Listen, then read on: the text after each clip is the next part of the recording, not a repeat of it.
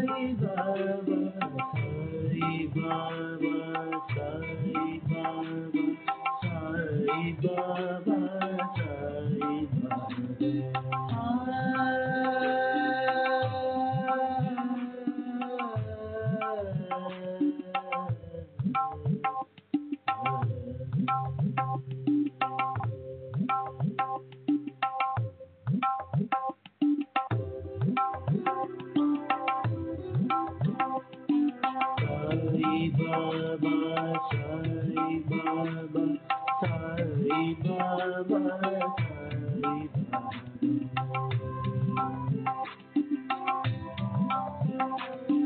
Sai Baba, Sai Baba, Sai Baba, Sai Baba,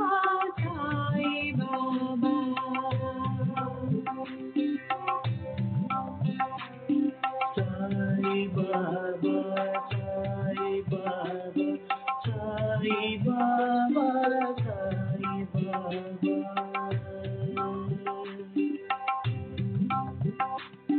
Sai Baba, Sai Baba, Sai Baba, Sai Baba.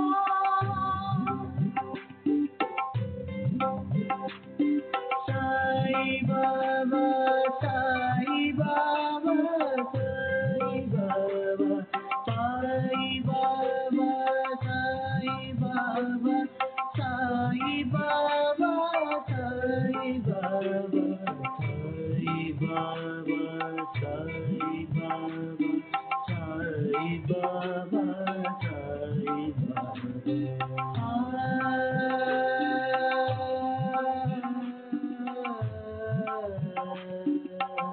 Sai Baba,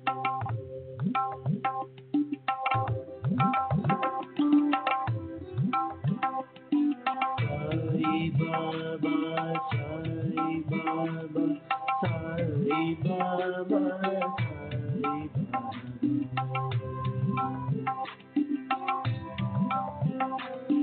Sai Baba, Sai Baba, Sai Baba, Sai Baba.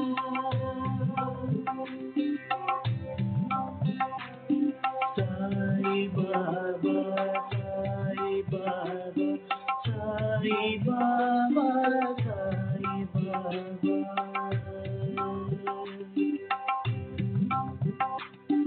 Sai Baba, Sai Baba, Sai Baba, Sai Baba, Sai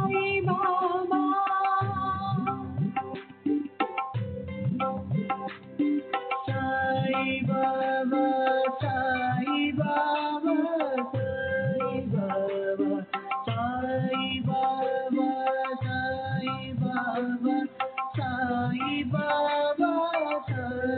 Baba, Sai Baba,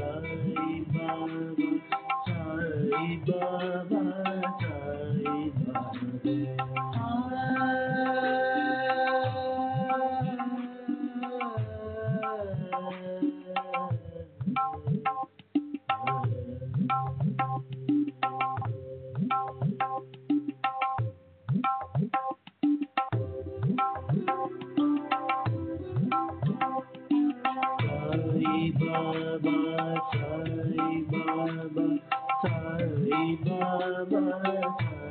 Baba. Sai Baba, Sai Baba, Sai Baba, Sai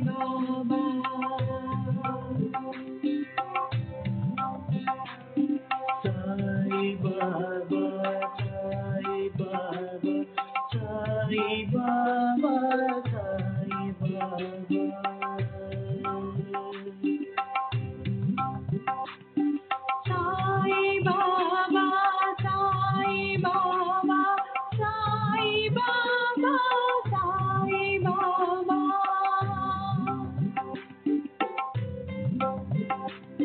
Sai Baba, Sai Baba, Sai Baba, Sai Baba, Sai Baba, Sai Baba, Sai Baba, Sai Baba, Sai Baba, Sai Baba, Sai Baba.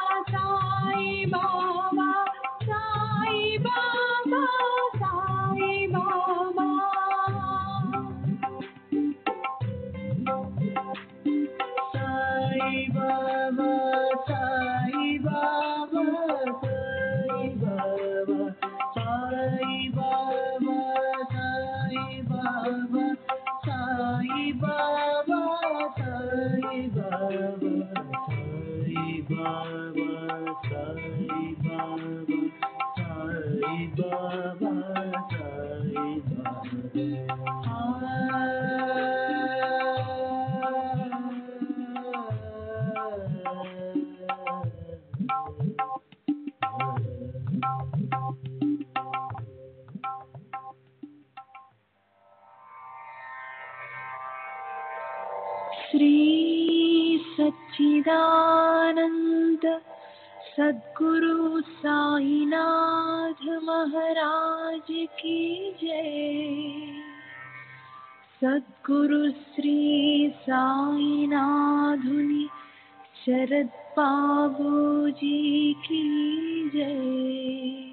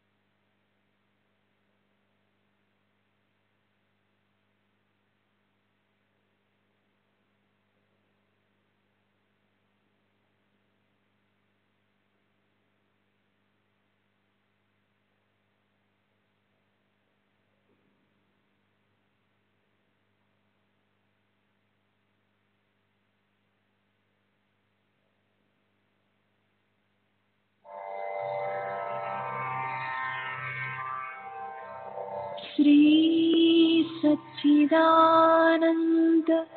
सद्गुरु साईनाथ महाराज की जय। सद्गुरु श्री साईनाथुनि शरद बाबूजी की जय।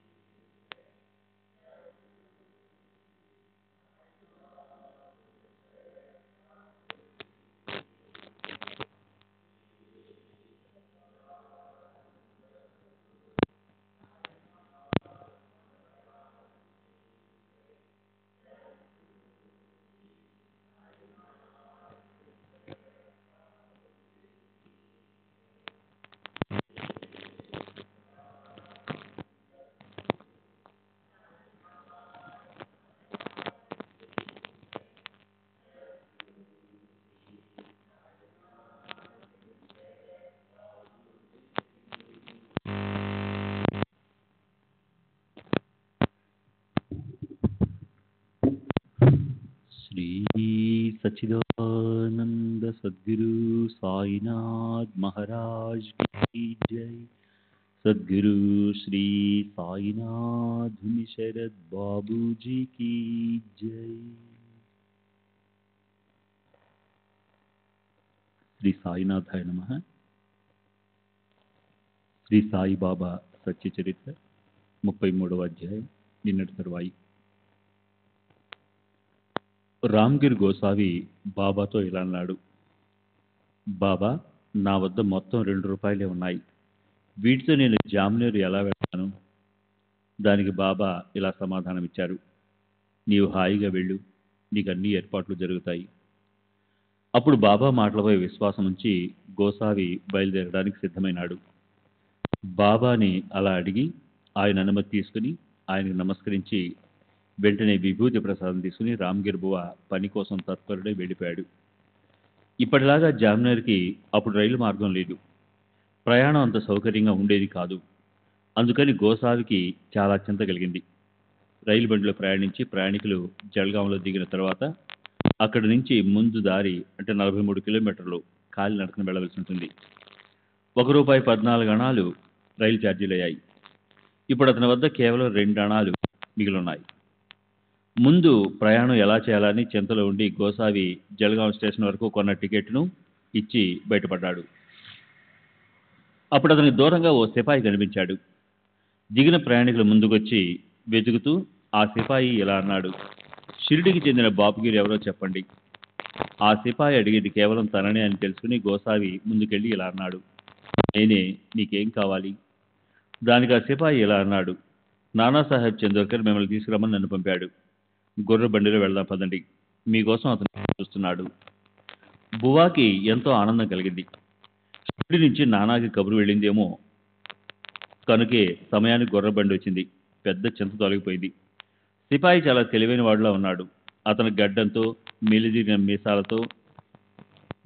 మీసాలతో ఉన్నాడు. చక్కగా pant వేసుకున్నాడు. గుర్ర బండి కూడా భలే అందంగా ఉంది. బండిలాగే ఉన్నాయి గుర్రాలు. అవేమన్నా బాడుగువా? కార్యోత్సాహంతో అది ఇతర బళ్ల కన్నా ముందు పరిగెత్తింది. రాత్రి 12 గంటలు అయ్యాక అంటే 10:30-11 మధ్య బండి వేగాన్ని అందుకుంది. తెల్లవారుజామున ఓ ప్రవాహం ప్రక్కన ఆగింది బండి. అక్కడ బండివాడు నీరు త్రాగడానికి తన గుర్రాలను వదిలి ఇలా అన్నాడు. నేనిప్పుడు అలా వెళ్ళి వెంటనే తిరిగి వస్తాను. తర్వాత మనమిద్దరం హాయిగా పలహారం చేద్దాం. నేను కాసిన నీళ్లు తెస్తాను. మనం మామిడి పండ్లు, పాలకోవా, తీపి గోధుమ రొట్టెలను తిని గుర్రాలను పుంచి అప్పుడు బయలుదేరదాం. బండివాడి వేషం చూస్తే ముస్లింలా అనిపిస్తుంది. అతని ఈ మాటలు విని రామ్గిర్ మనసుకి ఈ పలహారం నేను ఎలా తినాలి అన్న అనుమానం కలిగింది. కనుక రామ్గిర్ అతని జాతిని గురించి అడిగాడు. అప్పుడు ఆ బండివాడిలా అన్నాడు. అసలు మీకు సందేహం ఎందుకు కలిగింది? అరే, నేను హిందూ గడ్వాల్కు చెందిన క్షత్రియ పుత్రుడండి.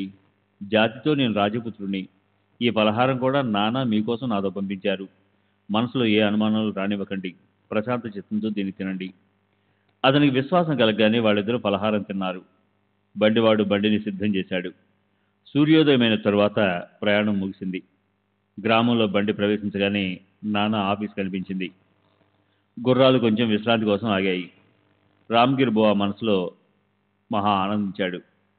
అతనికి లఘుశంక కలిగింది. అందుకని అతను ప్రక్కకు వెళ్ళాడు. మళ్ళీ తిరిగి అతను మునుపటి స్థానానికి రాగానే జరిగిన అద్భుతం చూడండి. బండి లేదు, గుర్రాలు లేవు, బండివాడు కూడా లేడు. అతనికి ఎవరూ కనిపించలేదు. ఆ ప్రదేశం అంతా ఖాళీగా కనిపించింది. రామ్గిర్ మనసులో ఇలా అనుకున్నాడు. ఆహా, ఏమిటి చమత్కారం! ఇక్కడి వరకు నన్ను తీసుకొచ్చి ఇంతలోనే కనిపించకుండా ఎలా పోయాడు ఇతను అనుకుని బువా నానాని కలవాలన్న ఉత్కంఠతో ఆఫీసులోకి వెళ్ళాడు. కానీ అతను ఇంట్లోనే ఉన్నాడని తెలిసి అతను తిరిగి ఇంటికి వెళ్ళాడు. దారిలో కలిసిన వాళ్ళు అడుగుతూ బువా వెళ్ళాడు. నానా చిరునామా సహజంగానే దొరికింది. బువా వెళ్ళి బయట అరుగు మీద కూర్చున్నాడు. అప్పుడు నానాయి అతను లోపలికి పిలిచాడు. ఒకరినొకరు కలిశారు. రామ్గిర్ బువా తన జోలులోంచి విభూతిని హారతిని తీసి నానా ముందు పెట్టాడు. జరిగిందంతా చెప్పాడు. ఆశ్చర్యం ఏమిటంటే ఆ విభూతి వచ్చినప్పుడు నానా కూతురు మైనా తాయి ప్రసవ వేదన పెరిగి ఎంతో బాధపడుతుంది.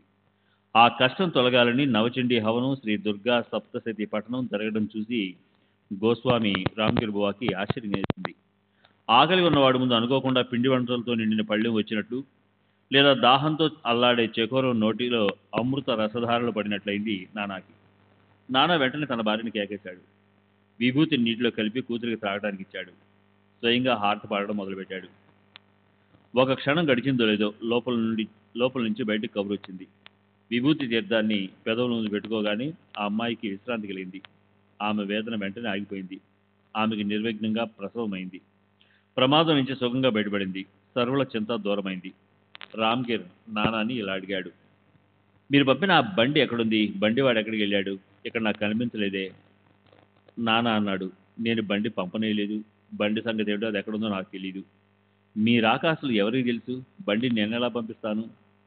అప్పుడు రామ్గిర్ బువా బండిని గురించిన పూర్తి కథను మొదటి నుంచి అందరికీ చెప్పాడు. నానాకి బాబా అసాధారణమైన వాత్సల్య తత్వాన్ని చూసి ఆశ్చర్యం కలిగింది.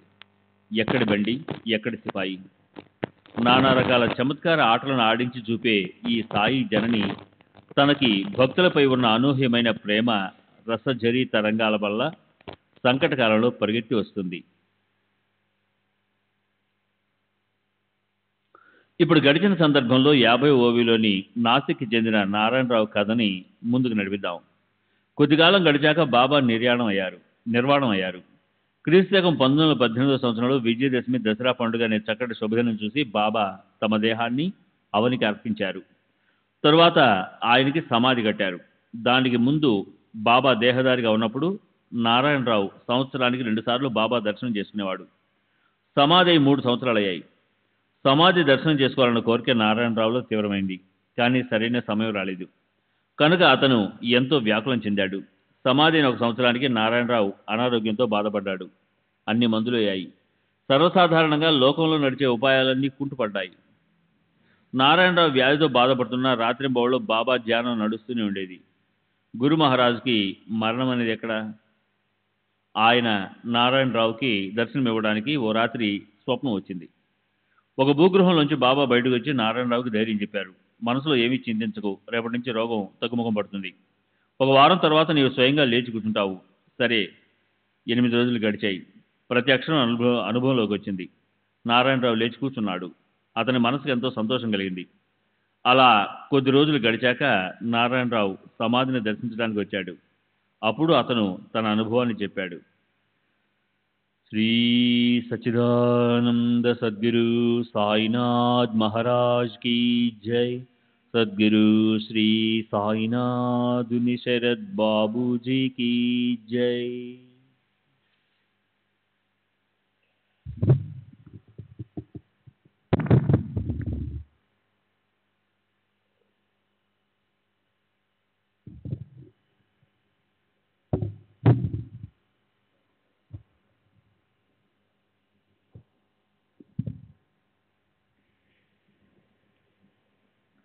దేహదారులుగా ఉంటే సాయిబాబా జీవించి ఉన్నట్లు, సమాధి అయితే మరణించారని అనుకోవాలా?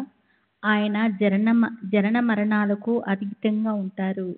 ఆయన చరాచరాల మధ్య సదా నిండిపోయి ఉన్నారు.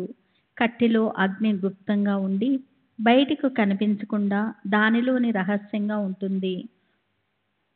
ఒరిపిడి ప్రక్రియతో అంటుకుని ప్రకాశిస్తుంది. అలాగే సాయి కళ్ళకి కనిపించరు, కానీ భక్తులు ఆర్తస్వరంతో కేకేయగానే వెంటనే ప్రకటమవుతారు.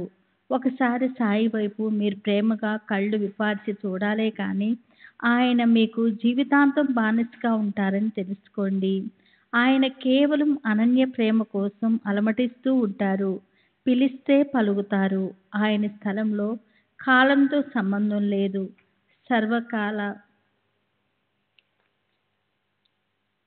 సర్వావస్థల్లో ఆయన నిరంతరము నిలబడే ఉంటారు. ఆయన ఎక్కడ ఎలా ఏం చేస్తారో అది మనకు తెలియదు. మనసులో అనేక రకాల చెడు ఆలోచనలు వచ్చేలా అలా ఏదో ఒక ఉపాయం ఆయన చేస్తారు. అలాంటప్పుడు ఆ సాయి చిహ్నాలపై దృష్టి పెడితే ధ్యానము, ధారణ పెరుగుతుంది. మనసు ఏకాగ్రమై సాయి చింతన ఎంతగానో కలుగుతుంది. సాయే దాన్ని చేయిస్తారు. కార్యం కూడా ఏ అవాంతరాలు లేకుండా గట్టెక్కుతుంది. సంసారంలోని పని పాటలు వదిలేయనవసరం లేదు. ఏ రకమైన కోరికైనా దానంతట అదే వదిలిపోతుంది. అలా మనసుకి నియమం పెట్టుకుంటే కార్యం కూడా సహజంగా సిద్ధిస్తుంది. ఈ దేహం కర్మ చేసే లోకంలో అంటే మృత్యులోకంలో జన్మించింది కనుక కర్మ జరుగుతూనే ఉంటుంది. ఇందులో సందేహం లేదు. భార్యాపుత్రుల్ని, ధనాన్ని, గృహాల్ని చక్కగా సంపాదించండి. అడి జరిగేదాన్ని హాయిగా జరగనివ్వండి. మీరు సద్గురు చింతన చేయటం మీదే కోరికను పెట్టుకోవాలి. అప్పుడు మనసులోని సంకల్ప వికల్పాలు నశిస్తాయి. విధివశాత్తు వచ్చే సంకటాలు నశిస్తాయి. భక్తుల భక్తి ప్రేమలను చూసి విద్యాబుద్ధి పరాక్రమలనే గుణాలతో శ్రేష్ఠులైన శ్రీ సాయి వారికి ఒక్కొక్క అనుభవాన్ని చూపి భక్తి మహిమను పెంచుతారు. ఆయన తాము కోరుకునే రూపాన్ని వేషాన్ని ధరిస్తారు. మనసుకు తోచిన చోట ప్రకటమవుతారు. భక్తుల శ్రేయస్సు కోసం ఎక్కడైనా తిరుగుతారు. శిష్యులు మాత్రం భావార్థులై అంటే అమాయక భక్తి యుక్త అంతఃకరణతో ఉండాలి. దీనికి సంబంధించిన మరో కథను శ్రోతలు ఆదరపూర్వకంగా వినాలి. మహాత్ములు తమ భక్తుల కోసం రాత్రింబవళ్ళు ఎలా అవిశ్రాంతంగా పనిచేస్తారో చూడండి. చెవులొగ్గి స్పష్టంగా వినండి. హృదయ మందిరాన్ని తెరవండి. ఈ కథను లోపలికి ప్రవేశించనీయండి. అప్పుడు అది దుఃఖోద్వేగాలను కలిగించే మీ సంసార భీతిని సంకటాలను నశింపు చేస్తుంది. జర్మన్ ప్రజలతో జరిగిన గొప్ప యుద్ధం అంటే మొదటి ప్రపంచ యుద్ధం క్రీస్తు శకం 1914, 1918 అప్పుడే ముగిసింది. అప్పుడు ఇంగ్లీష్ ప్రయత్నం తమ పట్ల శత్రుభావం లేకుండా యుద్ధం చేసేందుకు సైన్యాన్ని సిద్ధం చేయటానికి ఈ భారతదేశంలో ప్రతి పట్టణంలో అన్ని చోట్ల నుంచి సైన్యంలోకి సిపాయిలను తీసుకుంటున్నారు. క్రీస్తు శకం 1917లో ఒక భక్తుడికి సమయం వచ్చింది. అతను ఠానే జిల్లాలో నియమించబడ్డాడు. ఆశ్చర్యకరమైన సంగతి జరిగింది. అతని పేరు అప్పా సాహెబ్ కులకర్ణి. అతనికి సాయి చరణాల పట్ల భక్తి కలిగింది. అది కూడా కేవలం సాయిబాబా ప్రభావమే. ఆయన లీలలు ఎంతో లోతైనవి. ఎన్నో సంవత్సరాల క్రితం అప్పా సాహెబ్కు బాలాసాహెబ్ బాటే నుంచి బాబా ఫోటో ఒకటి లభించింది. అతను దాన్ని పూజలో పెట్టుకున్నాడు. కాయ వాచ మనస గంధము అక్షంతలు పూలు మొదలైన పూజా సామగ్రి తీసుకొని రోజు నియమంగా ఆ ఫోటోను అతను పూజించసాగాడు. నైవేద్యం పెట్టేవాడు. ప్రారంధాన్ని అనుసరించి వచ్చే సుఖదుఖాలు ఎప్పుడు ముగుస్తాయో, మనసులోనిది ఎప్పుడు జరుగుతుంది, సాయిబాబా ప్రత్యక్ష దర్శనం ఎప్పుడు కలుగుతుంది అని అతనికి ఎంతో చింతగా ఉండేది. సాయిబాబా ఫోటో దర్శనం ఆయన ప్రత్యక్ష దర్శనంతో సమానము. మనసు నిండా శ్రద్ధ ఉంటే యోగ్యమైన సమయంలో ఆ అనుభవం కలుగుతుంది. ఫోటో దర్శనమే అయినప్పటికీ అది ప్రత్యక్ష దర్శనం అవుతుంది. దానికి సంబంధించిన నిరూపణ శ్రోతలు ఆదరపూర్వకంగా వినాలి. ఒకసారి బొంబాయిలో బాలభువా సుతార్ అనే పేరు గల హరిదాసుడు ఉండేవాడు. అతన్ని అందరూ అభినవ తుకారాం అనేవారు. అతను షిరిడీ వెళ్ళాడు. అదే అతను బాబాని మొదటిసారిగా కలవటం. అంతకుముందు ఎన్నడూ ఆయన్ని కలవలేదు. అయినా ఒకరినొకరు చూసుకున్నప్పుడు సాయి అతనితో స్పష్టంగా ఇలా అన్నారు, 4 సంవత్సరాల నుంచి నువ్వు నాకు తెలుసు. బాలబువ ఆశ్చర్యపోయాడు. బాబా ఎందుకు ఇలా అన్నారు? బాబా ఎన్నడూ షిరిడీ వదిలి బయటకు వెళ్ళలేదు. నేను కూడా ఈ రోజే కళ్ళతో ఈ ఊరు చూస్తున్నాను. మరి బాబాకి 4 సంవత్సరాల నుంచి నేను ఎలా పరిచయము అని ఆలోచిస్తుంటే 4 సంవత్సరాల క్రితం బాబా ఫోటోకి తాను నమస్కరించిన సంగతి బువాకి గుర్తొచ్చింది. అప్పుడు బాబా మాటల్లోని నిజం బాలబువ మనసుకి చక్కగా పట్టుకుంది. అతను ఇలా అన్నాడు, చూడండి, ఈ మహాత్ముల వ్యాపకత, భక్తులపై పొంగి పొరలే వాత్సల్యం ఎంత గొప్పవి. ఇదివరకు నేను కేవలం ఫోటోకి మాత్రమే నమస్కరించాను. ప్రత్యక్షంగా ఆయన్ని ఈరోజే కలిశాను. అయినా బాబా దాన్ని ఎంతగానో గుర్తుపెట్టుకున్నారు. నేను మాత్రం దాన్ని ఎప్పుడో మర్చిపోయాననటం కూడా నిజం కాదు. అసలు బాబా మాటల్లోని అర్థం వెంటనే నాకు తెలియలేదు. నిజానికి కేవలం ఫోటోకు నమస్కరించటాన్నే గుర్తుపెట్టుకోవటం అనే విషయం తెలుసుకోగల శక్తి నాకు లేదు. నేను బాబాకి బాగా గుర్తున్నాను. నాకు మాత్రం అది అసలు గుర్తులేదు. మహాత్ములు గుర్తు చేస్తేనే దాన్ని మనం తెలుసుకోగలం. అద్దంలోనూ స్వచ్ఛమైన నీటిలోనూ సూర్యుడు లేదా చంద్రుడి ప్రతిబింబాలను మనం చూస్తాం. అదేవిధంగా ఫోటో కూడా ఒక ప్రతిబింబమే. అంటే మూల పదార్థానికి లేదా వ్యక్తికి ప్రతీక. అంటే అది పోలికను చూపటానికి మన ఎదుట పెట్టిన ప్రతికృతి లేదా మూర్తి కనుక మహాత్ముల ఫోటో దర్శనం వాళ్ళ ప్రత్యక్ష దర్శనం లాంటిదే. సర్వదర్శనులైన మహాత్ములు అందరికీ ఇచ్చే బోధ ఇదే. సరే, ఇప్పుడు పూర్వకథను వినటానికి శ్రోతల మనసులు సావధానంగా చేసుకోవాలి. వారు గడిచిన సందర్భాన్ని ఒకసారి గుర్తు చేసుకోవాలి. అప్పాసాహెబ్ కులకర్ణి ఉండేది ఠానే పట్టణంలో. ఒకసారి అతని భీవండిలో పని పడింది. 8 రోజుల్లో తిరిగి వచ్చేస్తానని అతను బయటికి గ్రామానికి వెళ్ళిపోయాడు. 2 రోజులైనా గడవక ముందే అతని వెనుక ఒక అద్భుతం జరిగింది. అది చూడండి. అతని ఇంటి గడపలోకి ఒక ఫకీరు వచ్చాడు. అతన్ని చూస్తే అందరికీ అతను సాయి అనిపించాడు. నకీసికి పర్యంతము అతను అచ్చు గుద్దినట్లు ఫోటోలోని సాయిబాబాలానే ఉన్నాడు. అప్పాసాహెబ్ భార్య, పిల్లలు కళ్ళు ఆ ఫకీర్ మీదే నిలిచాయి. వాళ్ళందరూ దిగ్భ్రాంతితో చెందారు. బాబానే వచ్చారు అని వారికి గట్టిగా అనిపించింది. ఇదివరకు ఆయన ప్రత్యక్ష దర్శనం ఎవరికీ కలగలేదు. కానీ ఫోటోలాగానే అతను అందంగా ఉండటం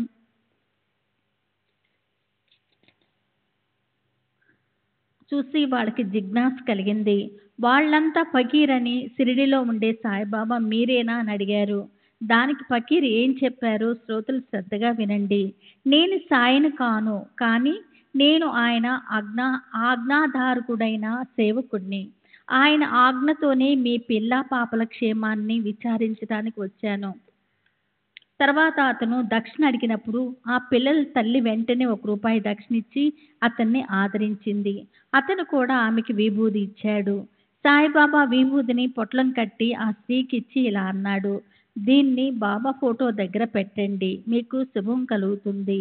ఈ ప్రకారంగా తన కార్యాన్ని నెరవేర్చి సాయి తన కోసం ఎదురు చూస్తుంటారంటూ సెలవు తీసుకున్నాడా ఫకీరు. అతను అక్కడి నుంచి వచ్చిన దాన్నే వెళ్ళిపోయాడు. ఇప్పుడు ఇక్కడ ఏం జరిగిందో చూడండి. సాయి లీళ్ళు తర్కానికి అందనివి. భీవండికి వెళ్ళిన అప్పాసాహెబ్ ముందుకు పోకుండా వెనక్కు మరలాడు. గుర్రబండి కట్టిన గుర్రాలు జబ్బున పడ్డాయి కనుక ముందు ప్రయాణం ఆగిపోయింది. అతను మధ్యాహ్నానికి ఠానేకి తిరిగి వచ్చాడు. అతనికి తన ఇంట్లో జరిగిన విషయం తెలిసింది.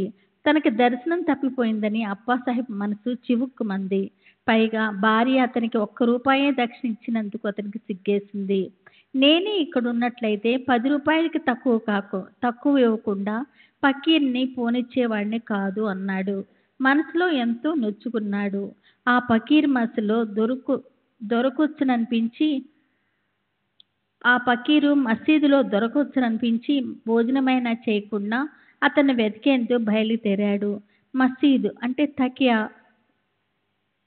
ముస్లిం ఫకీర్లు బస చేసే చోటు లాంటి ప్రయాణికులు దిగే చోట్లన్నీ ఆ ఫకీర్ కోసం వెతికాడు. వెతికి అతను అలసిపోయాడు.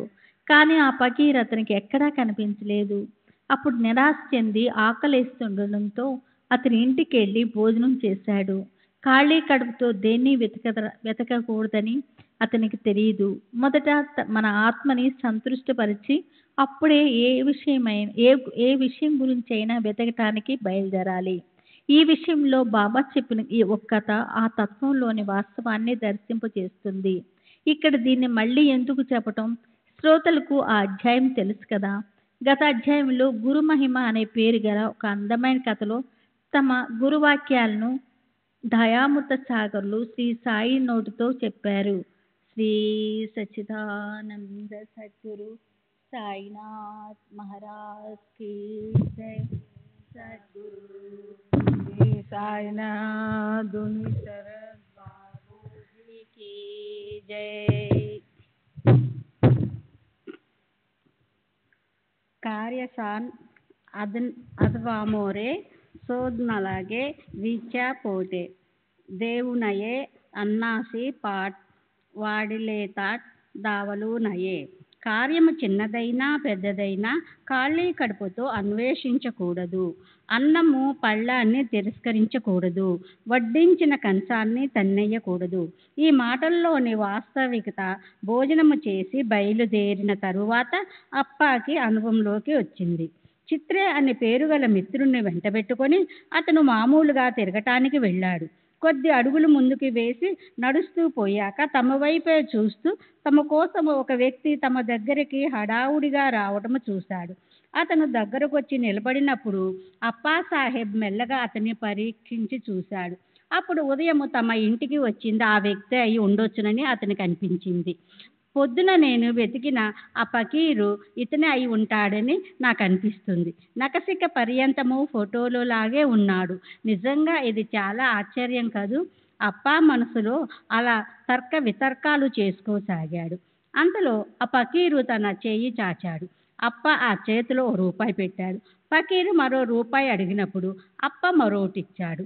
తర్వాత మూడోది కూడా ఇచ్చాడు. అయినా ఫకీరు మరోటి అడగసాగాడు. నిజంగా అద్భుతము. కౌతుకం ముందుంది.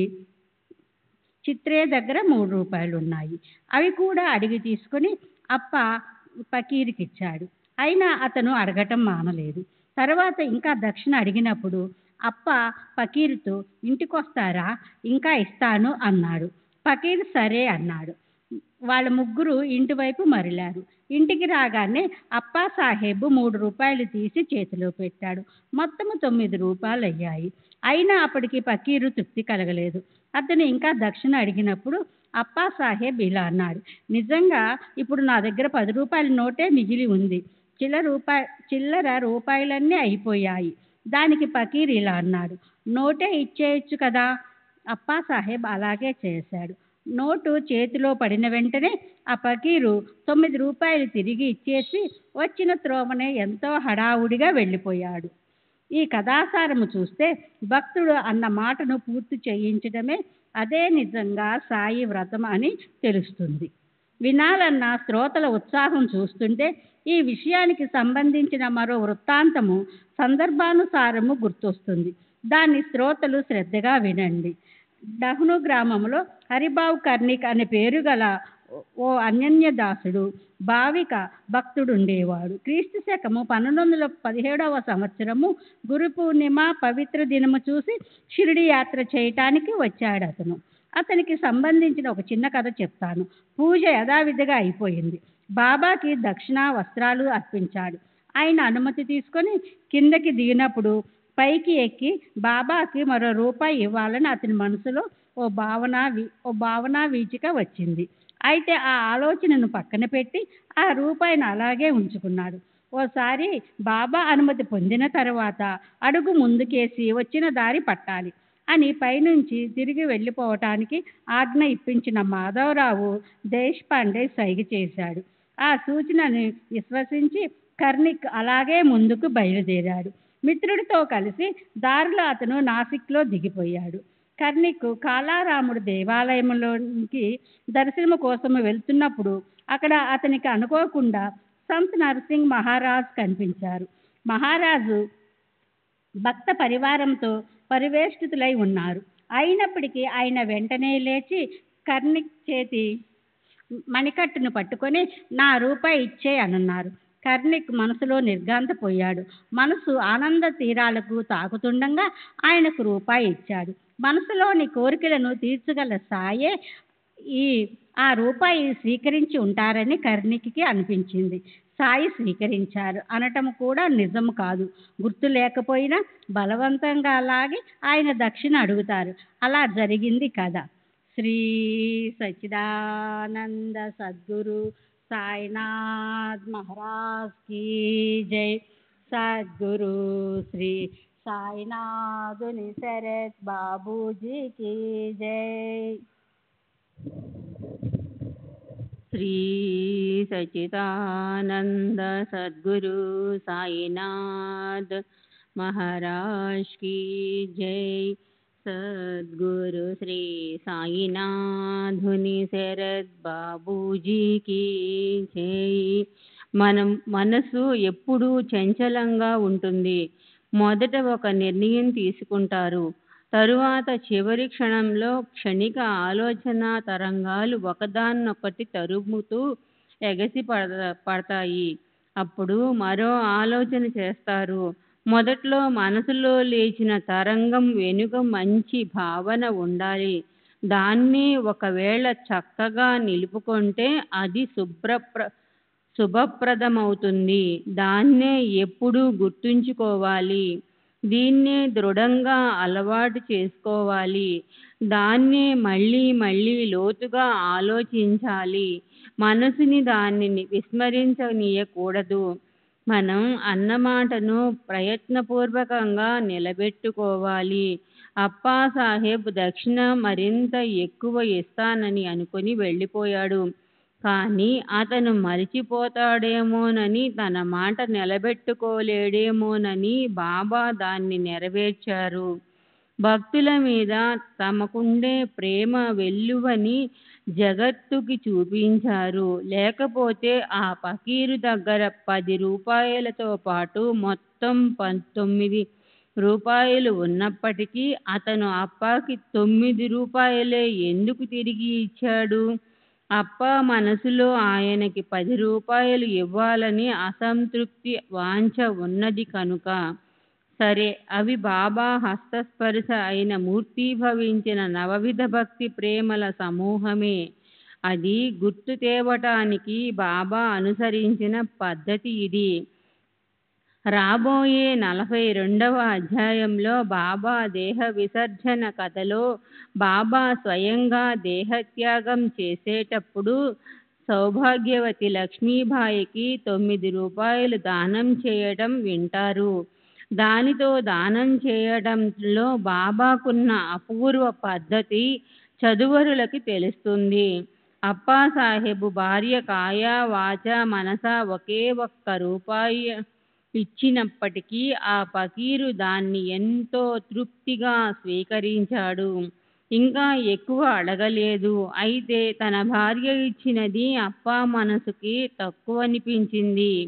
నేను ఉండి ఉంటే ఆ ఫకీరుకి అప్పుడే 10 రూపాయలు ఇచ్చి ఉండేవాణ్ణి అని అతను అన్నాడు. ఆ ప్రకారంగా 10 రూపాయలు ఇస్తానని అప్పాసాహెబ్ మాట ఇచ్చి దాన్నతను పూర్తిగా ఇవ్వకపోయినప్పుడు మాట నిలబెట్టుకోవడము, రుణ విముక్తి ఎలా జరుగుతాయి? చేతిలో ఏదో ఒకటి పడిన వెంటనే వెనక్కి తిరిగి వెళ్ళిపోవడానికి ఆ ఫకీరు ఇతరుల్లాగా ఏదో ఓ బికారి కాదు. అలా అని ఒక రోజైనా తిరగకుండానే అదే రోజున అతను తిరిగి మళ్ళీ వచ్చాడు. అయితే అతనెవరో అపరిచిత ఫకీరై ఉంటాడని అప్పా సంశయంలో పడిపోయాడు. మొదట్లో అతను భిక్ష అడిగేటప్పుడు అప్పా దగ్గర 6 రూపాయలున్నాయి.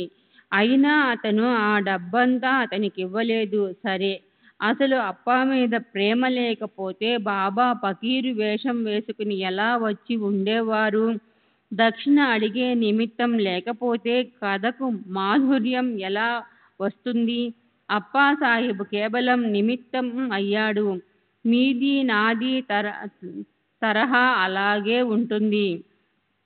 ఒకవేళ మొదట్లో మనకి మంచి ఉద్దేశ్యం ఉన్నప్పటికీ ఆ సమయానికి సందర్భానుసారం మనం వేరుగా ప్రవర్తిస్తాం. మనమంతా నోటితో చెప్పటానికి తత్పరులమై ఉంటాం. కానీ దానం ఇవ్వవలసిన సందర్భంలో ఏదో పెద్ద అనుమానం వస్తుంది. ప్రాణం తల్లక్రిందులైపోతుంది. నిశ్చయమనేది కొద్దిగా ఏ ఒక్కరి దగ్గరో ఉంటుంది. హితం గురించి స్వల్పంగా మాట్లాడుతూ అన్న ప్రకారంగా ఆచరిస్తూ తమ మాటలను నిజం చేసి చూపించే అలాంటి హరిపుత్రులు ఏ ఒక్కరో ఉంటారు. ఓవి 208 నుంచి 224 వరకు. అనన్య భక్తి కలిగి ఉండే భక్తులకున్న వాంఛలు అవి. ఇహలోకానికి సంబంధించినవైనా లేక పరలోకానికి చెందినవైనా సాయిబాబా వాటిని నెరవేర్చగల సమర్థులు. ఈ అప్పాసాహెబ్ ఎంతో తెలివితేటలున్నవాడు. ఇంగ్లీషు భాషను నేర్చుకున్నవాడు. అందులో మంచి పటిమ కలవాడు. అయినప్పటికీ మొదట ప్రభుత్వం అతనికి 40 రూపాయలు మాత్రమే జీతమిచ్చేది. అతనికి బాబా ఫోటో లభించిన తరువాత మెల్లమెల్లగా పెరుగుతూ పోయి 40 కంటే ఎక్కువగా జీతం ఎంతగానో పెరిగింది. ఒకటిస్తే అందుకు 10 రెట్లిస్తాను, 10 రెట్లు అధికారం, 10 రెట్లు సత్తా ఇస్తారు. ఇది బాబా వద్ద అందరికీ కూడా అనుభవం. అంతేకాక తనకున్న నిష్ఠ వల్ల పారమార్థిక దృష్టి పెరగడం ఏమన్నా సాధారణ విషయమా? నిజంగా బాబా చాతుర్యం అనేక రకాలుగా ఉంటుంది. తరువాత అప్పాసాహెబ్ ఫకీరు ఇచ్చిన విభూది పొట్లాన్ని విప్పి చూస్తే అందులో విభూదితో పాటు పువ్వులు, అక్షంతలు ఉన్నాయి. అప్పుడు అప్పాసాహెబ్ ఒక తాయెత్తు చేయించి ఎంతో పుణ్యభావంతో అందులో ఇవన్నీ పెట్టి తన చేతికి కట్టుకున్నాడు. బాబా ప్రత్యక్ష దర్శనం చేసుకున్న తరువాత స్వయంగా బాబా ఇచ్చిన వెంట్రుకను కూడా ఎంతో ప్రేమతో ఆ తాయెత్తులో పెట్టుకున్నాడు. శ్రీ సచిదానంద సద్గురు సాయినాథ్ మహారాజ్ की जय. सद्गुरु श्री साईनाथुनि शरद बाबूजी की जय.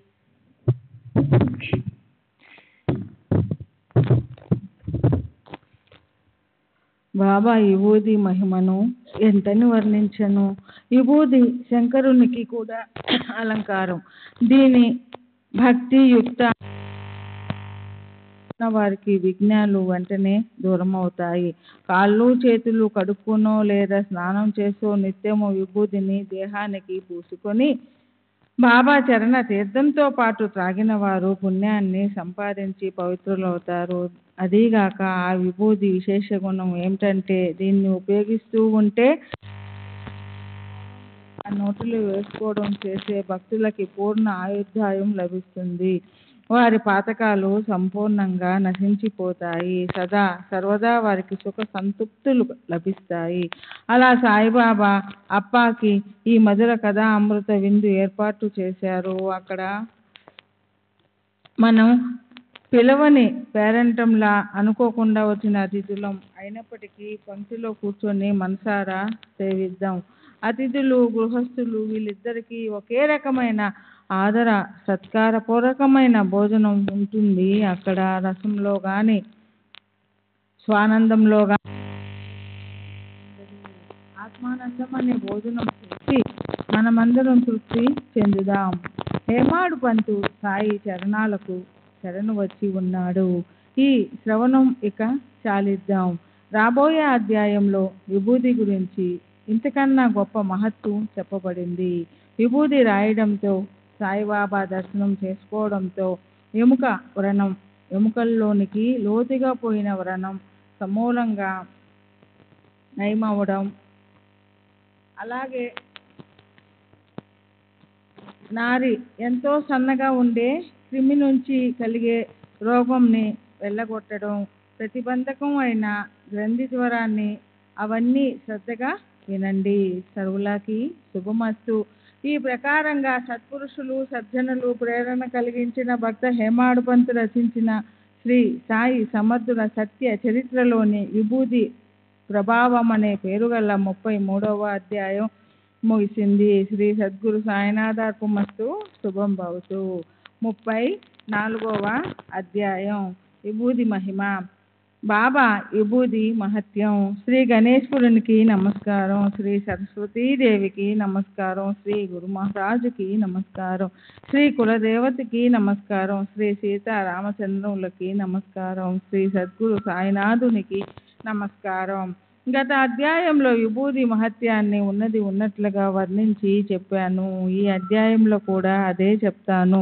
విభూది గుణాలను, లక్షణాలను ఇప్పుడు మరింతగా పరిశీలిద్దాం. శ్రోతలు సుఖానుభూతిని ప్రాప్తింప చేసుకోవడం కోసం గడిచిన కథానుసంధాన్నే, విభూదికున్న ప్రభావాన్నే ఇప్పుడు ప్రశాంత చిత్తంతో వినండి. నయం కావటము, సహించడము కూడా కఠినమైన ఎముక వ్రణం ఏ ఉపాయాలతోనూ నయం కానప్పుడు దానికి స్వయంగా సాయిబాబా తమ చేత్తో విభూదిని పెట్టగానే సమూలంగా నయమయ్యింది. అలా ఈ విభూది గురించి ఎన్నో కథలున్నాయి. వాటిలో మచ్చుకి ఒక కథ చెప్తాను, వినండి. అది అనుభవాన్ని మదించగా వచ్చింది కనుక శ్రోతలకు వినసొంపుగా ఆసక్తికరంగా ఉంటుంది. నాసిక్ జిల్లాలోని మాలేగాంలో ఓ ప్రభుత్వ డాక్టర్ ఉన్నాడు. అతని అన్న కొడుక్కి ఏదో వ్యాధి ఉండేది. అది ఏ మందులకి లొంగలేదు. అతను డాక్టరే, అతని మిత్రుడు డాక్టరే.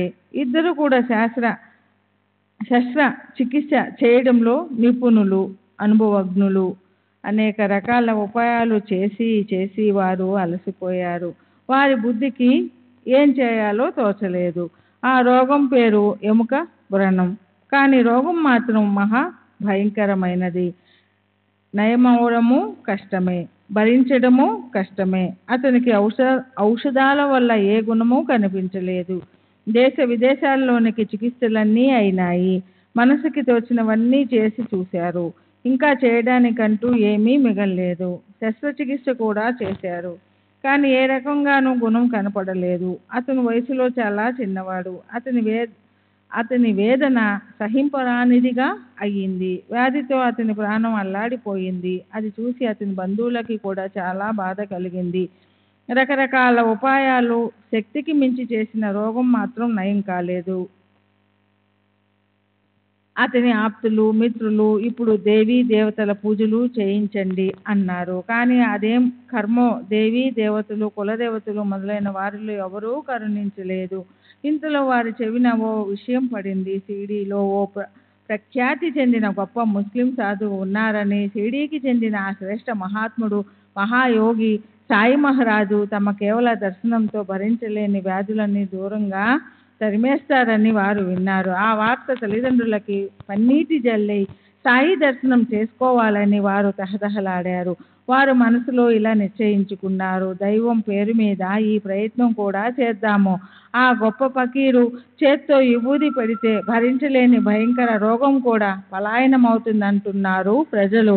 ఒకసారి ప్రయత్నిస్తే పోయేదేముంటుంది, పదండి ఆయన పాదాలు పట్టుకొని నమస్కరిద్దాము. చివరి ప్రయత్నంగా చేద్దాం ఇది. దానివల్ల ఈ బాధ సర్పాల వాడి తగ్గుతుందేమో. దీన్ని తప్పించడానికి ఇదొకటే మార్గం అనిపిస్తుంది. సరే, తరువాత ఆ తల్లిదండ్రులు ఇంట్లో అంతా సర్దుకొని సాయి దర్శనానికి కుతూహలపడుతూ వెంటనే షిరిడీ చేరుకున్నారు. చేరుకోగానే బాబా దర్శనం చేసుకుని ఆయన పాదాలకి నమస్కరించి సాష్టాంగం చేసి పిల్లవాడిని వేధిస్తున్న వ్యాధి గురించి చెప్పారు. ఆయన ఎదురుగా నిలబడి శోకాకులమైన మనస్సుతో కంపిస్తున్న చేతులు జోడించి శ్రీ సాయి చరణాలలో ఆసక్తులై దీనంగా వాళ్ళిలా విన్నవించుకున్నారు. వ్యాధితో మా అబ్బాయి వేదన పడుతున్నాడు. అతని బాధ మేము చూడలేకపోతున్నాము. ఏం చేయాలో మాకు తోచటం లేదు.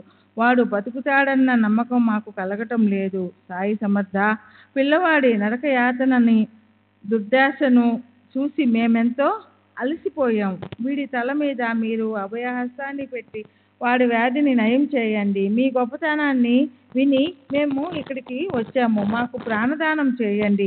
అప్పుడు ఆ కరుణామూర్తి సాయి వారికి మాట ఇచ్చారు, ఈ మసీదుని ఆశ్రయించడానికి వచ్చిన వారికి ఎన్నటికీ దుర్దశ కలుగదు. ఇక మీరు చింతించవద్దు. ఈ విభూది తీసుకొని అతని వ్రణం మీద రాయండి. 4-5 రోజుల్లో గుణం కనిపిస్తుంది. దైవంపై విశ్వాసం పెట్టండి. ఇది మసీదు కాదు, ద్వారావతి అంటే శ్రీకృష్ణుని ద్వారకాయే. ఇక్కడ అడుగుపెట్టిన వారి రోగం వెంటనే నయమైపోతుంది. వారికి సుఖశాంతులు లభిస్తాయి. మీకు ఇది అనుభవంలోనికి వస్తుంది. ఈ మసీదు మెట్లెక్కిన వారికి విశ్రాంతి కలగకపోవడం అనేది ఎన్నటికీ జరగదు. అతని బాధలు గట్టెక్కాయని తెలుసుకోండి. తరువాత బాబా ఆజ్ఞతో వ్యాధితో పీడించబడే ఆ అబ్బాయిని ఆయన ఎదుట కూర్చోబెట్టారు. బాబా అతని పాదాలను తమ మృదు హస్తములతో ఆప్యాయంగా నిమిరి అతని వైపు కృపా అమృత దృష్టితో తదేకంగా చూశారు. ఈ వ్యాధి కేవలం శారీరకమైనదే, కానీ అది ఒకవేళ దైవయోగంతో వచ్చిన లేదా మనసుకి చెందిన భయంకర వ్యాధే అయినా బాబా దర్శనంతో అది సమూలంగా నశించిపోతుంది. శ్రీ సాయి దరహాస వదనాన్ని చూసి ఆ పిల్లవాడి దుఃఖాగ్ని జ్వాలలు ఎక్కడికక్కడే సమసిపోయాయి. ఆయన సుధా రస ధారలొలికే పలుకులను విని ఆ రోగికి ఎంతో సుఖానుభూతి కలిగింది. తర్వాత వాళ్ళంతా అక్కడే వారం రోజులుండిపోయారు. రోగికి నయమయ్యింది. సాయి చరణాలలో అతనికి విశ్వాసం కూడా కలిగింది. తర్వాత వారు ముగ్గురు బాబా అనుమతి తీసుకొని ఉప్పొంగే ఆనంద జరీ తరంగాలతో అలసిన మనసులకు తృప్తి కలగ్గా తమ ఊరికి వెళ్ళిపోయారు. ఎముక వ్రణం తగ్గడం అనేది చిన్న చమత్కారమా? విభూతి కృపా దృష్టి అనే ఈ ఉపాచారాలను అపూర్వం అని అనకుండా ఎలా ఉంటాం? అలా అదృష్టవశాత్తు ఆ మహాపురుషుడి దర్శనం అయ్యింది. ఆయన వాగ్దానము శుభప్రదమైన ఆశీర్వచనం లభించాయి. దానివల్లే ఆ వ్యాధి నిర్మూలమైంది. కొన్ని రోజులు పోయాక ఆ విభూతిని వ్రణంపై పెట్టగా ఆ గాయం కూడా ఎండిపోయింది.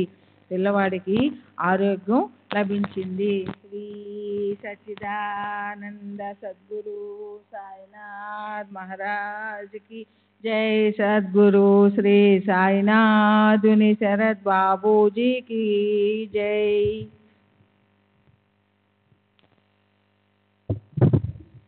ఆ పిల్లవాడి బాబాయి ఈ విషయాన్ని మాలేహాంలో విన్నాడు. అతనికి సాయి దర్శనం చేసుకోవాలి అని తపన కలిగింది. ముంబైకి వెళ్ళినప్పుడు ఈ కోరిక తీర్చుకోవాలి అనుకున్నాడు. తరువాత ముంబైకి బయలుదేరినప్పుడు మాలేహాంలోనూ మన్మాడ్లోనూ ఎవరో ఆయన గురించి మనసులో ఏదో సంశయాన్ని రేకెత్తించారు. దాంతో షిరిడీ వెళ్ళాలన్న నిర్ణయాన్ని వదిలేశాడు అతను. మంచి పనులు ఎప్పుడూ ఇలాగే ఉంటాయి. మొదట్లో చెడు ప్రవృత్తి గల వారు ఏదో రకంగా మాట్లాడి అవాంతరాలు కల్పిస్తారు. ఇలాంటి లోకుల మాటలను పట్టించుకునే వారికే ఆ సత్కార్యం గట్టెక్కడం వల్ల మరణించాక స్వర్గప్రాప్తి కలుగుతుంది. సరే, అప్పుడు ఆ పిల్లవాడి బాబాయి సాయి దర్శనానికి వెళ్లకుండా ముంబై వెళ్ళిపోయాడు. మిగిలిన సెలవు రోజులని అలీబాగ్లో గడిపేయాలి అని మనసులో అనుకున్నాడు. అది నిశ్చయమైనప్పుడు 3 రాత్రులు అవిరామంగా నిద్రలో ఓ కంఠస్వరం వినిపించింది. ఇప్పటికీ నాపై విశ్వాసం కలుగలేదా? ఆకాశవాణి లేదా దైవవాణి అలా అవిరామంగా వస్తుండటాన్ని విని డాక్టర్ ఆశ్చర్యపోయాడు. అతనికి ఆ శబ్దం నిజమనిపించి అతను షిరిడీ వెళ్ళాలని నిశ్చయించుకున్నాడు. ఇంతలో ఒక రోగికి ఆక్షేపణీయమైన జ్వరం వచ్చింది. అతనికి ఆ డాక్టరే వైద్యం చేస్తున్నాడు. అతనికి తగ్గితే వెంటనే వెళ్ళాలని డాక్టర్ నిశ్చయించుకున్నాడు. కానీ ఆ జ్వరం బాగా ఎక్కువై ఉపచారాలతో ఏమీ ప్రయోజనం కలుగక జ్వరం కొంచెం కూడా తగ్గుముఖం పట్టకపోవడంతో షిరిడీ వెళ్ళడం వెంటనే కుదరలేదు. అప్పుడు డాక్టర్ ఇలా నిశ్చయించుకున్నాడు, ఒకవేళ ఈ రోగికి ఈ రోజు తగ్గితే నేను వెంటనే ఒక్క క్షణం కూడా ఆలస్యం చేయకుండా షిరిడీకి వెళ్ళిపోతాను అని దృఢంగా నిశ్చయించుకున్న తరువాత 3:30 నుండి 7 గంటల మధ్య జ్వరం తగ్గిపోయింది. అతని కోరిక సఫలమై డాక్టర్ షిరిడీ బయలుదేరాడు. నిశ్చయించుకున్న ప్రకారం షిరిడీ వెళ్ళి మనస్ఫూర్తిగా శ్రద్ధగా బాబా చరణాలకు నమస్కరించాడు. బాబా కూడా అతని మనసుకి కలిగిన అనుభవం నిజమేనని చెప్పారు. సేవ మీద అతనికి శ్రద్ధ కలిగించారు. తలపై ఆశీర్వాదపూర్వకంగా చేయి పెట్టి విభూతి ప్రసాదం ఇచ్చారు. సాయి అద్భుత మహిమను చూసి డాక్టరుకి ఎంతో ఆశ్చర్యం అనిపించింది. అతను అక్కడ 4 రోజులుండి ఆనందం పొంగులు వారే మనసుతో తిరిగి వచ్చేశాడు. 15 రోజులు గడిచాయో లేదో అతనికి బిజాపూర్కి ప్రమోషన్ మీద బదిలీ అయింది. ఎముక వ్రణ వేదనతో సాయి దర్శనం చేసుకోవాలన్న ఆలోచన కలిగి మహాత్ముల దర్శనంపై ప్రీతి కలిగి అతను శాశ్వత సుఖనిధిని పోగు చేసుకున్నాడు. అదేవిధంగా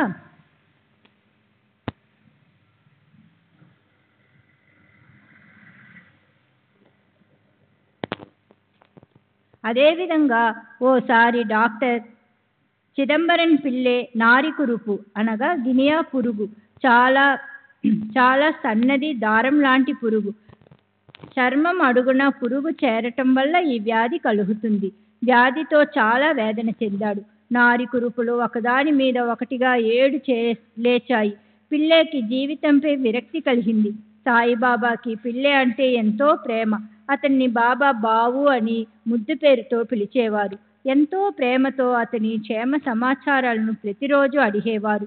ప్రొద్దున సాయంత్రము మసీదులో చెక్క కటకటాల ప్రక్కన ఉండేది బావు కూర్చునే చోటు. ఆ ఇద్దరు ఒకరితో ఒకరు పిచ్చాపాటి మాట్లాడుకునేవారు. బాబాకి చిలిం పీల్చేటప్పుడు బావు అవసరం, బీడీ కాల్చేటప్పుడు బావుయే కావాలి, ఏ విషయం గురించైనా నిర్ణయం తీసుకునేటప్పుడు బావుయే కావాలి. అతని దగ్గర లేకపోతే బాబాకి ఏమీ తోచేది కాదు. సరే, అలా ఉండేది అతని కథ. వారు వ్యధ సహించరానిదైంది. ఎంతో ఆసక్తుడై బావు మంచాన పడ్డాడు.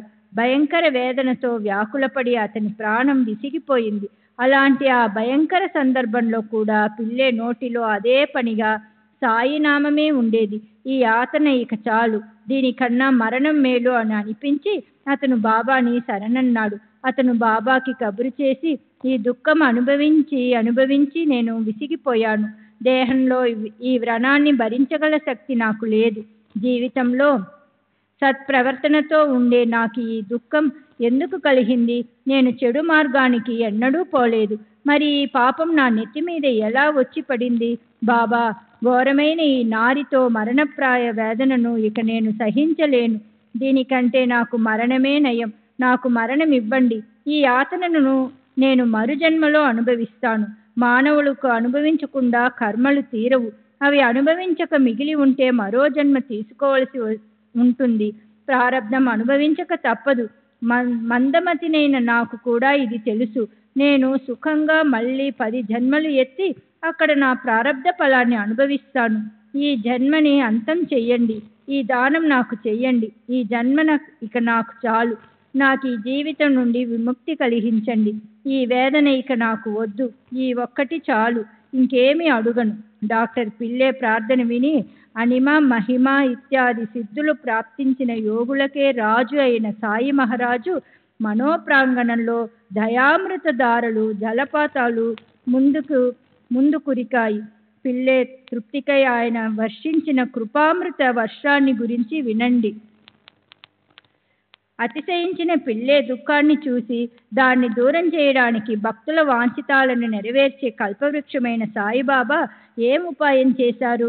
కాకాసాహెబ్ తీసుకొచ్చిన పిల్లే కబురుని సర్వవృత్తాంతాన్ని విని బాబా ఇలా అన్నారు, మనసులో అసలు ఏమీ భయపడవద్దని అతనికి చెప్పు అంటూ అతనికి ఇంకా ఇలా చెప్పి పంపించారు. 10 జన్మలకి ఈ ప్రారబ్ధాన్ని పంచడం ఎందుకు? మరో పద్ధతితో దాన్ని విభజించి మిగిలిన 10 రోజుల్లోనే ఈ ప్రారబ్ధాన్ని అనుభవించేద్దాం. మోక్షాన్ని, స్వార్థ పరమార్థాలని ఇవ్వటంలో సమర్థుడినైన నేను ఉండగా చనిపోవాలన్న కోరిక నీకెందుకు? మరణ సంకటాన్ని ఎందుకు కోరుకుంటున్నావు? ఈ ప్రారబ్ధాన్ని ఓర్పుతో అనుభవించమను. అలా భయంతో గాబరా పడొద్దు అని అతనితో చెప్పు. అతన్ని ఎత్తుకుని ఇక్కడికి తీసుకురా, అతన్ని వీపు మీద వేసుకురా అన్నారు. సరే, అలాంటి స్థితిలో డాక్టర్ పిల్లేని వెంటనే మసీదుకి తెచ్చారు. బాబా స్వయంగా తాము ఆనుకునే పెద్ద దిండు తీసి అతనికి ఇచ్చారు.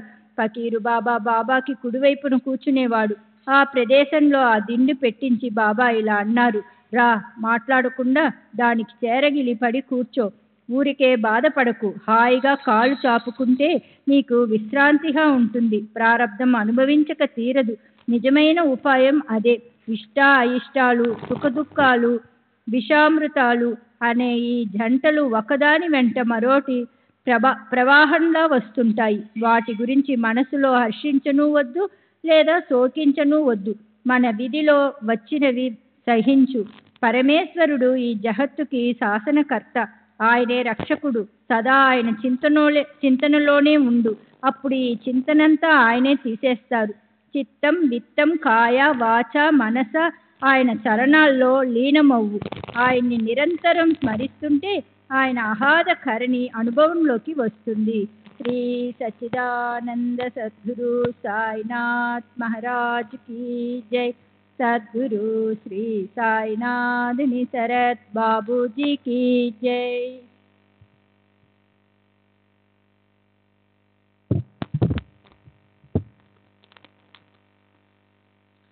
దానికి డాక్టర్ పిళ్ళే అన్నాడు, నానాసాహెబ్ చందర్కర్ నారికి కట్టుకట్టాడు, కానీ దాంతో ఏమీ నయం కాలేదు. బాబా వెంటనే ఇలా అన్నారు, నాన్న మూర్ఖుడు, నీవు ఆ కట్టు విప్పి పారేయి, లేకపోతే చస్తావు. ఇప్పుడు కాకొచ్చి దాన్ని పొడుస్తుంది, అప్పుడు నీకు నయమవుతుంది.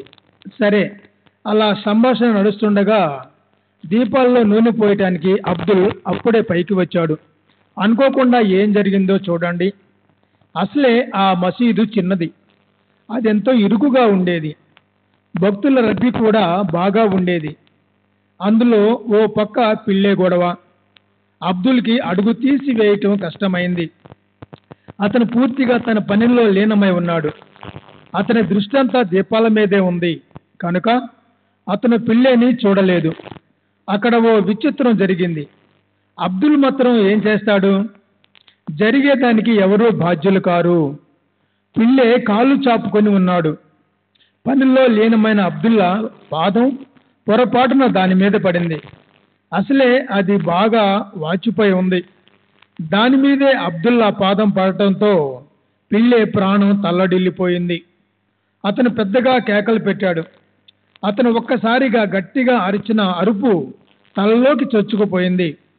అప్పుడు కంపించే చేతులు జోడించి దీనవదంతో అతను బాబాకి ఏమన్నాడో విన్నవించాడో వినండి. ఓ పక్క నారి పగిలి రసి కారిపోసాగింది. పిల్లే మనసుకి ఎంతో అస్వస్థత కలిగింది. ఒక ప్రక్కన గట్టిగా రోధిస్తున్నాడు, మరో ప్రక్క పాటలు పాడుతున్నాడు. కరం కరే మేరే హాల్ పరే తూ కరీం, తేరా నామ్ రహిమాన్ హై ఔర్ రహీం. ఓ అల్లా, నా పరిస్థితిపై నీవు కృపచూపు, నీ పేరు దయాళువు దయా. తూ హీ దోనో అలంక సున్తాల్ హై, జహా మే నుమాయా తేరీ షాన్ హై. నీవే రెండు జగత్తులకి సామ్రాట్వి, ఈ జగత్తులో నీ గొప్పతనం బాహటంగా కనిపిస్తోంది. ఫనా హోలే వాలా హై సబ్ కారోబార్, రహే నూర్ తేరా సదా ఆశకార్. ఈ సమస్త వ్యవహారాలు నశించేవే, సర్వులకు కనిపించే ఈ సోయగం సదా ఉండిపోతుంది. తూ ఆశిష్ కా సదా మదద్గార్ హై, భక్తులకు నీవు సదా ఆధారభూతుడివి. పిల్లేకి ఆగి ఆగి బాధ చెలరేగుతోంది. అతని ప్రాణం దుఃఖంతో వ్యాకులం చెందింది. అతని శరీరం బలహీన పడిపోయింది. ఇది సాయిబాబా ఆటే అని అందరూ తమలో తాము అనుకున్నారు. బాబా ఇలా అన్నారు, బాబు చూడండి ఇప్పుడు ఎలా పాడుతున్నాడో. బావు పహా ఆతా గావు లాగలా బర్కా. పిల్ల అడిగాడు, ఆ కాకి ఎప్పుడొస్తుంది? అప్పుడు బాబా ఇలా అన్నారు, నువ్వు పద, హాయిగా వాడలో పడుకో. ఇక కాకి గుచ్చటానికి మళ్ళీ రాదు. నీ పాదం మీద కాళ్ళు పెట్టి వెళ్ళిందే ఆ కాకే గుచ్చిపోయింది. నీ నారుని అణిచి పారేసింది. ఇంకెక్కడ కాకి? జరిగే కథని బాబా తమ సమక్షంలో జరిపించారు. కాకిని అబ్దుల్లా రూపంలో ప్రకటింపజేశారు. తమ మాటను నిజం చేశారు. బాబా మాటలు కేవలం మాటలు కావు. బ్రహ్మదేవుడు మానవుల నుదుటి మీద వ్రాసినటువంటి ఎన్నటికీ అబద్ధం కాని భవిష్యత్తు.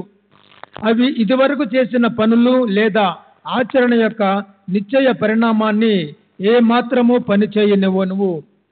అలాంటి ఏర్పాటు చేసి పెడతాడాయన. కొద్దిసేపట్లో బావుకి సుఖంగా అనిపించింది. విభూది రాయటం, విభూది నోటిలో వేయటం, ఇదే ఔషధమా? అనుపానము, ఔషధంతో పాటు తీసుకునే పదార్థం అయ్యాయి. రోగం సమూలంగా నాశనమైంది. 10వ రోజు గాయంలో నుంచి పొడుగైన దారాల్లాంటి 7 సజీవమైన పురుగులు బయటపడ్డాయి. పిల్లే భయంకర వేదాగ్ని జ్వాల శాంతించింది. అతని దుఃఖం అంతమైంది. అలాంటి ఆ చమత్కారం చూసి పిల్లే మనసు కలిగిన ఆశ్చర్యం అంతా ఇంత కాదు. బాబా చేసిన ఈ ఉత్కృష్ట కృత్యం చూసి అతని కనుల కొనలు నుంచి ప్రేమాశ్రువులు జాలపాతాలు దూకి ప్రవహించాయి. బాబా చరణద్వయాన్ని పిల్లి అమాంతం ఆలింగనం చేసుకున్నాడు. అతని కంఠం రుద్ధమైంది. అతని నోట్లో నుంచి మాటలు పెగలలేదు. విభూది గురించి మరొక అనుభవం చెప్పి ఈ విభూది వర్ణనను ముగిద్దాం.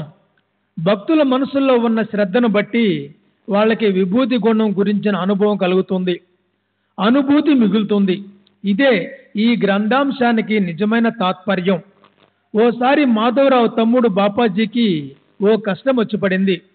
అనుభూతుల విభూతి మూలంగా అతనికి శ్రేయస్సు చేకూరింది. అలా ఉంటుంది విభూతి సామర్థ్యం.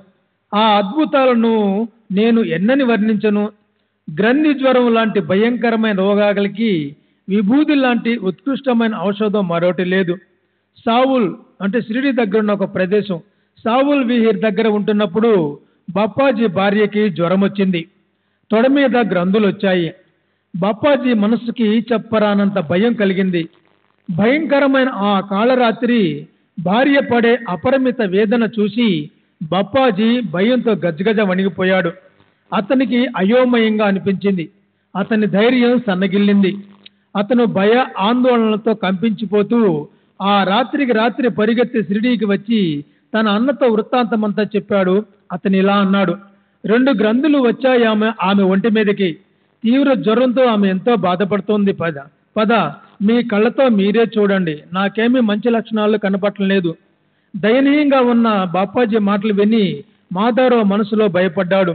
అతని నోట మాట రాలేదు. అతని మనసును అశాంతి చీకట్లు ఆవరించాయి. మాధవరావు సారాసారాన్ని విచారించగల వివేచనాపరుడు. గ్రంథులు వచ్చాయనగానే అతని గుండెలు దడదడలాడాయి. గ్రంథి జ్వరానికి ముగింపు మరణమేనని అందరికీ తెలుసు. శ్రీ సచ్చిదానంద సద్గురు సాయినాథ్ మహారాజ్ की जय. सद्गुरु श्री साईनाथ शरद बाबू जी की जय.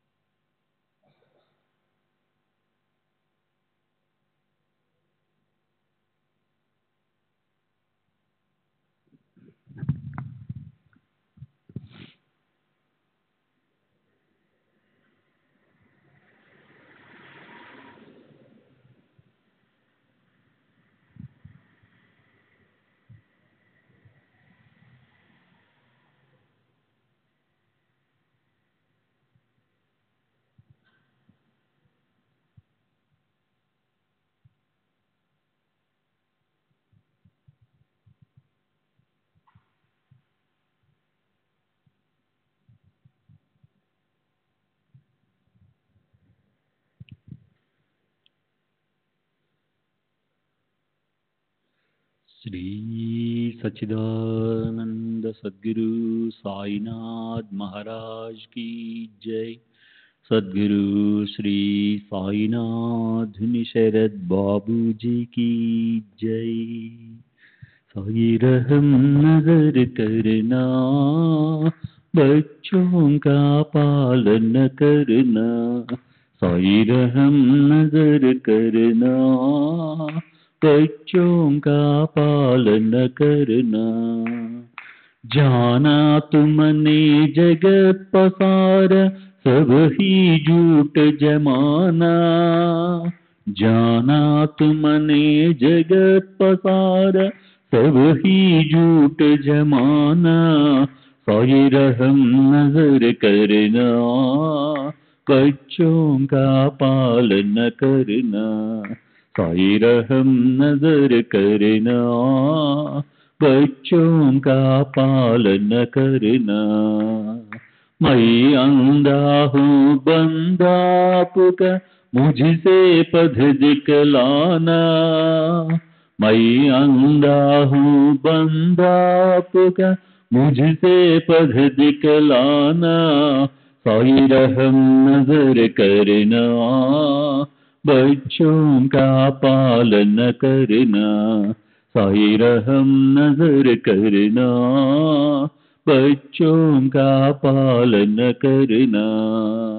दास गण कहे अब क्या बोलूं, थक गई मेरी रसना। दास गण कहे अब क्या बोलूं, थक गई मेरी रसना। साई रहम नजर करना, बच्चों का पालन करना। साई रहम नजर करना, बच्चों का पालन करना। रहमो नजर करो अब मोरे साई, तुम्हारी ना नहीं मुझे माँ बाप बाई। रहमो नजर करो मैं अंधा हूँ बंदा तुम्हारा, मैं अंधा हूँ बंदा तुम्हारा। मैं ना जानू, मैं ना जानू, मैं ना जानू अल्लाह इलाही। रहमो नजर करो, रहमो नजर करो अब मोरे साई, तुम्हारी ना नहीं मुझे माँ बाप बाई। रहमो नजर करो काले जमाना मैंने गमाया, काली जमाना मैंने गमाया। साथी आखिर का, साथी आखिर का, साथी आखिर का, तुम बिना कोई।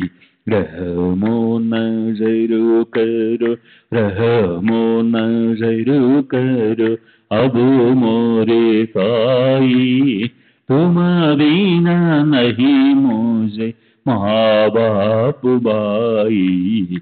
रहमो नजर करो अपने मस्जिद का झाड़ू गणो है, अपने मस्जिद का झाड़ू गणो है।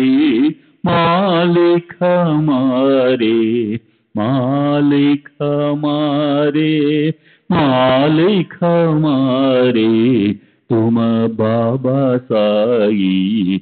रहमो नजर करो, रहमो नजर करो अब मोरे साई, तुम बिना नहीं मुझे माँ बाप बाई।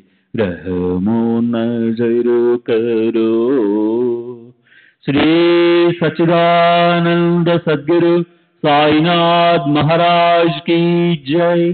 सद्गुरु श्री साईनाथ निशरद बाबू जी की जय।